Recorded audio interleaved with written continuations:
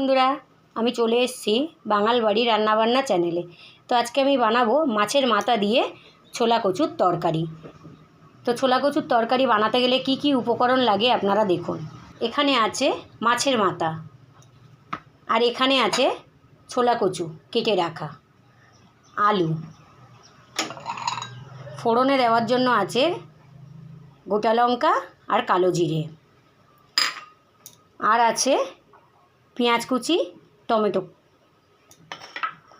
আছে আদা রসুন পেস্ট, আর এখানে আছে লবণ, হলুদ, লঙ্কার গুঁড়ো।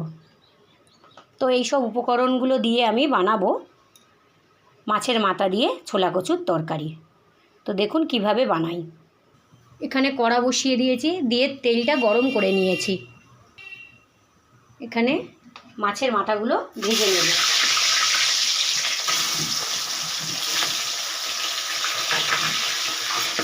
মাছের মাথা ভাজা হয়ে গেলে আমি তুলে নেব। দেখুন মাছের মাথা ভাজা হয়ে গেছে, এবার আমি তুলে নেব। তুলে নিয়েছি। এবারে ওই তেলের মধ্যে আমি কালো জিরে আর শুকনো লঙ্কা ফোড়ন দিয়ে ছোলা কচু দিয়ে দেব। ফোড়ন দিয়ে দিলাম। এবারে দিয়ে দেব টমেটো কুচি আর পেঁয়াজ কুচি, দিয়ে এটাকে আমি ভাজা ভাজা করে নেব।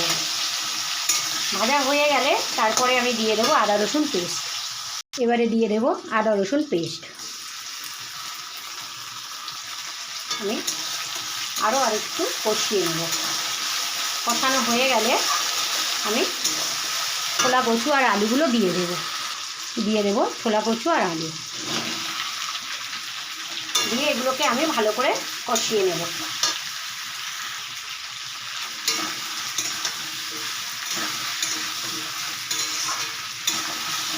এবারে দিয়ে দেব লবণ।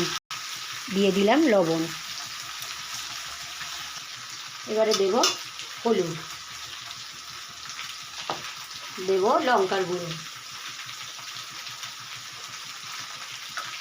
দিয়ে আমি কষিয়ে নেব। কষানো হয়ে গেলে আমি জল দিয়ে দেব। এবারে আমি জল দিয়ে দেব। তরকারিটা ফুটে উঠলে মাছের মাথাগুলো দিয়ে দেব। ঢেকে দেব।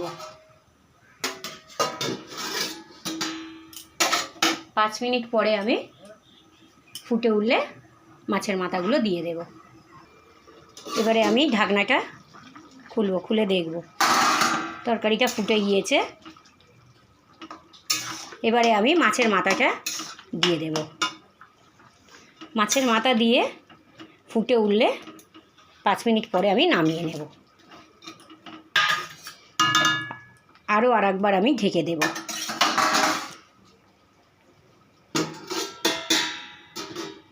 পাঁচ মিনিট পরে নামিয়ে নেব। তো দেখুন বন্ধুরা, এবারে আমি ঢাকনাটা খুলবো, খুলে দেখব তরকারি আমার রেডি হয়ে গেছে। এবারে আমি এটাকে নামিয়ে নেব।